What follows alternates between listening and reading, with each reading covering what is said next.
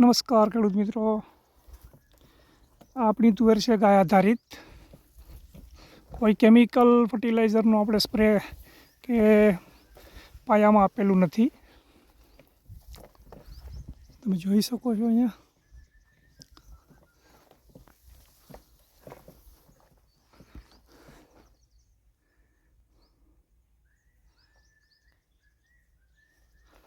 અત્યારે આપણે દૂધ, ગોળ, ગૌમૂત્ર, હિંગ અને ગાયના 1 કિલો જેટલા છાણને 6-7 લીટરમાં પલાળીએ એનું ગારણ કરી અને એ અત્યારે પંપે આપણે આપી રહ્યા છીએ.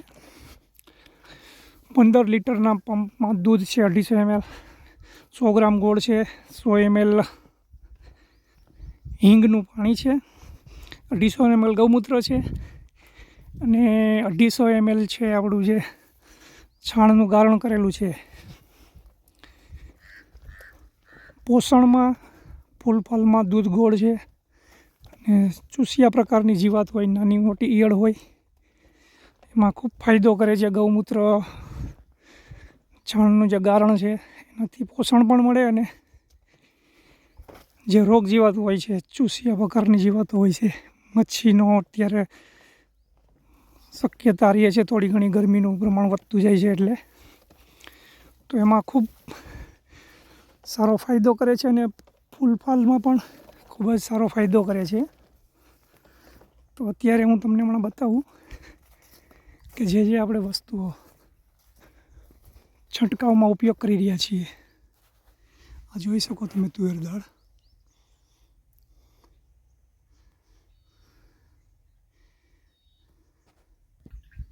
અહીંયા જોઈ શકો તમે, અહીંયા ગોળ છે, ડોલની અંદર આપણા ગૌમૂત્ર છે,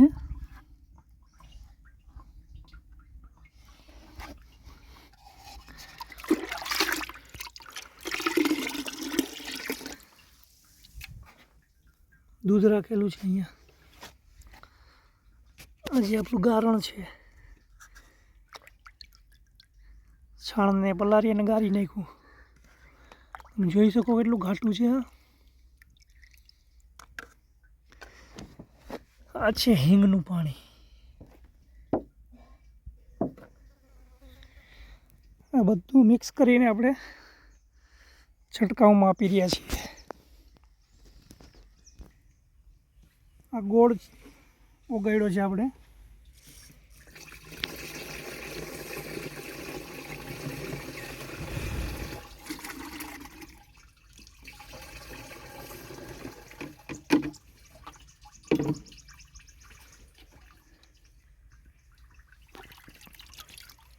આ ગૌમૂત્ર છે. 20 લીટરનો પંપ છે, 300 ml ઉપર આપણે ગૌમૂત્ર નાખીએ છીએ એમાં. આ છાણનું જે આપણે ગારણ કર્યું છે,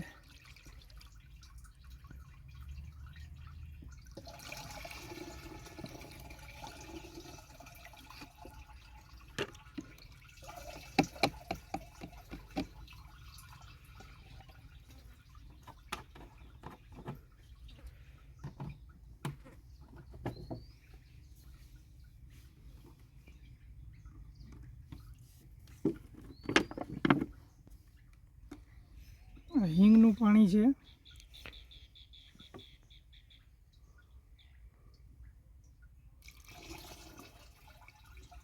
એ 130-33 ml આસપાસ નાખવાનું છે. આપણે 20 લીટરનો પંપ છે એટલે.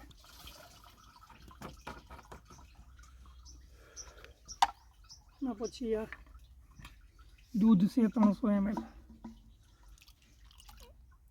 15 લીટરના પંપમાં આપણે 250 નાખીએ છીએ. આમાં 300ની માથે એટલે 1 લીટરમાંથી 3 પંપ કરવાના આપણે. 20 લીટરનો પંપ હોય એટલે.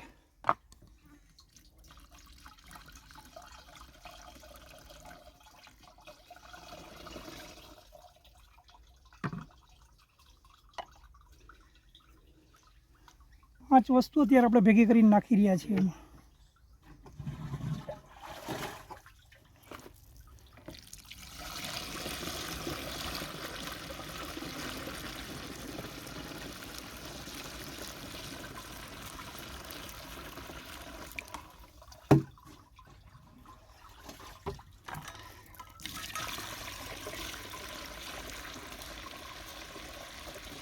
એનાથી તુવેરને પોષણ મળે, ફૂલફાલમાં વધારો કરે, દૂધ ગોળ.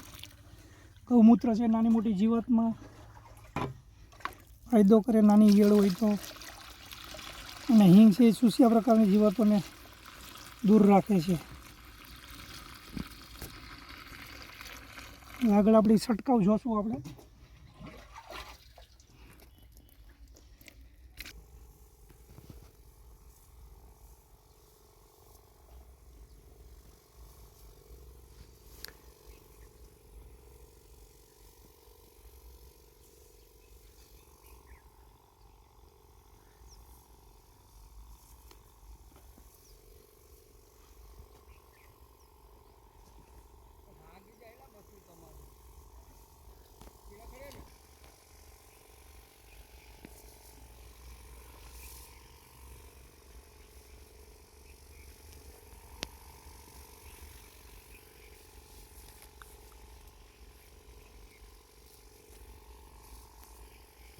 આ રીતનો મિત્રો આપણે છંટકાવ કરી રહ્યા છીએ.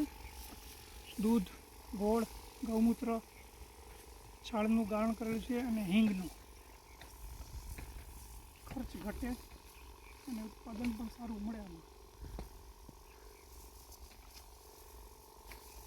ઓકે, જય ગૌ માતા મિત્રો. નમસ્કાર ખેડૂત મિત્રો. આ છે ગાય આધારિત પ્રાકૃતિક રીતે તૈયાર કરી રહેલા છીએ અમે તુવેર દાળ.